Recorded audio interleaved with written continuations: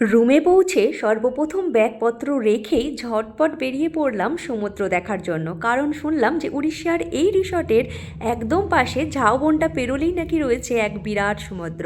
মনে হচ্ছিল কতক্ষণে গিয়ে সমুদ্রটাকে আগে দেখব, তারপরে এসে ফ্রেশ হয়ে খাওয়া দাওয়া পরে হবে। তো সেদিন খুব সকাল সকালই পৌঁছে গেছিলাম আমরা রিসর্টের রুমে। তো সারাটা দিন তো পড়েই ছিল পিকনিক করার জন্য, আনন্দ করার জন্য।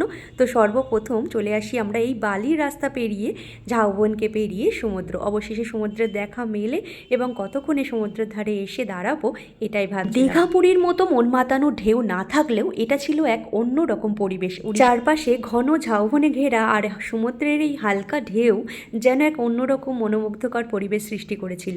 আর সেখানেই দাঁড়িয়ে বেশ কিছুক্ষণ সময় কাটালাম। সকাল সকাল সূর্যের আলোতে এই ঝলমল করা সমুদ্রের রূপ যেন আরও অনেক বেশি বেড়ে গিয়েছিল। তো সেখানেই আমরা সবাই মিলে বেশ কিছুক্ষণ আনন্দ করে নিয়েছিলাম। তো খুব বেশি ভিড় এখানে না হলেও বেলা বাড়তে বাড়তে একটু লোক সংখ্যা বাড়তে শুরু করেছিল।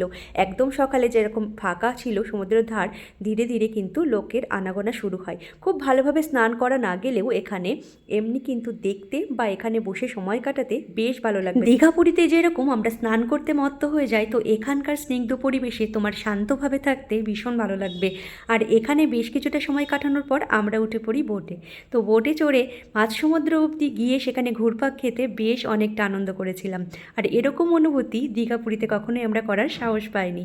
তো সেই আনন্দটাই আজকে উপভোগ করলাম সকলে মিলে। ভয় তো একদমই লাগছিল না, বরং ছোটদের সাথে ছোটদের মতো করেই মজা করছিলাম। বোটের সিটে বসে থাকা তো দূরের কথা, উঠে দাঁড়িয়ে এনজয় করছিলাম ব্যাপারটাকে। কারণ এর আগে কখনোই এরকম একটা সুযোগ পাইনি। কারণ দীঘা পুরীর অতিরিক্ত ঢেউয়ে বোটে ওঠার আগে কখনো সাহস হয়নি। তো এই ফার্স্ট টাইম এটাকে এনজয় করলাম। ফিরে এসে রুমে ফ্রেশ হয়ে স্নান টান সেরে নিয়ে একটু বেশ রোদে বসেছিলাম জলখাবারটা খেয়ে নিয়ে। তো তারপর দুপুর হওয়ার পরপর সকলে একসাথে মিলে পিকনিকের খাবার দাবার খাওয়া হয়ে যায় এবং আমরা রেস্ট করি সকলে দুপুরে একটু।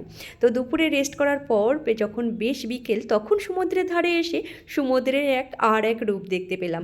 সমুদ্রের জল চলে গেছে মাঝ সমুদ্র পার করে আরও অনেক দূরে।